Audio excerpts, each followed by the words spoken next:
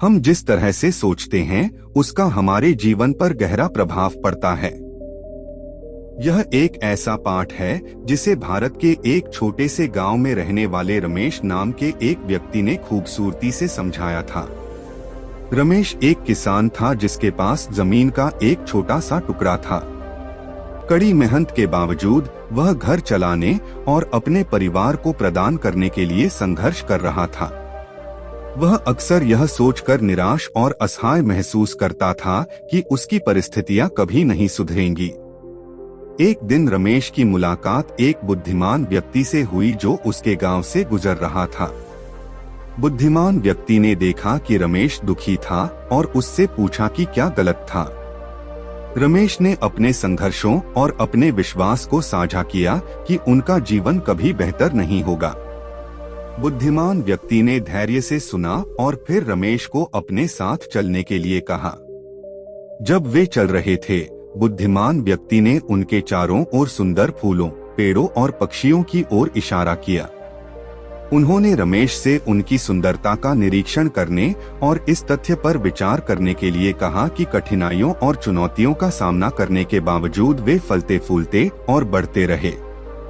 बुद्धिमान व्यक्ति ने समझाया कि हमारे विचार और व्यवहार उन बीजों के समान हैं जिन्हें हम अपने मन में बोते हैं। यदि हम सकारात्मक विचार बोते हैं तो हम एक सुंदर और प्रचुर जीवन की खेती कर सकते हैं। लेकिन अगर हम नकारात्मक विचारों को जड़ जमाने देंगे तो हम हमेशा खुशी और सफलता पाने के लिए संघर्ष करते रहेंगे। रमेश ने महसूस किया कि वह वर्षों से अपने मन में नकारात्मक विचार रोप रहा था। उसने खुद को आश्वस्त किया था कि वह गरीबी और संघर्ष के जीवन के लिए नियत था। लेकिन उन्होंने यह भी महसूस किया कि उनके पास अपनी सोच को बदलने और सकारात्मक विचारों को रोकने की शक्ति थी। उस दिन से रमेश की सोच बदलने लगी। उसने अपने जीवन में आशीषों पर ध्यान देना शुरू किया, जैसे कि उसका परिवार, उसका स्वास्थ्य और उसके चारों ओर प्रकृति की सुंदरता। उसे विश्वास होने लगा कि वह अपनी परिस्थितियों में सुधार कर सकता है और अपने परिवार के लिए एक बेहतर जीवन प्रदान कर सकता है। समय के साथ रमेश की जिंदगी बदलने लगी। उसने कड़ी मेहनत की और अपने खेत में निवेश किया और उसकी फसल में सुधार हुआ। उसने पैसे बचाने शुरू कर दिए और अपने बच्चों को स्कूल भेजने में सक्षम हो गया। उन्होंने जीवन में साधारण सुखों की भी सराहना करना शुरू कर दिया और अपने परिवार और दोस्तों के साथ समय बिताने में आनंद पाया। रमेश की कहानी इस बात की याद दिलाती है कि हमारी सोच का हमारे जीवन पर गहरा प्रभाव पड़ता है। यदि हम सकारात्मक विचार रोपें और सकारात्मक दृष्टिकोण विकसित करें तो हम चुनौतियों से पार पा सकते हैं और सफलता प्राप्त कर सकते हैं।